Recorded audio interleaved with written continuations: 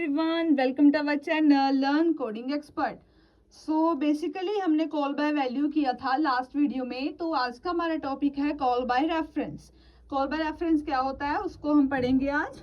So let's start. In call by address we passes the addresses of normal variables to the calling function. In call by address, the actual value is variable changed using formal argument. Okay. Call by address change the value of current function as well as change the value of variable inside the main function. So क्या है, in call by value address we pass the address of normal variable. क्या है, हम हमारा passes करते हैं address normal variable को, okay, in the calling function. Okay. In call by address, the actual value of variable changed using formal argument.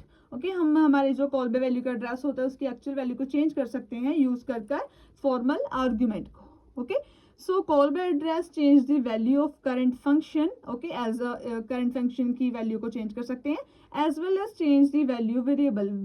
जो variable की value होती है उसको भी क्या हम चेंज कर सकते हैं inside the main function. Inside में कर सकते हैं और आउटसाइड में हम क्या है उसकी वैल्यू को चेंज नहीं कर सकते।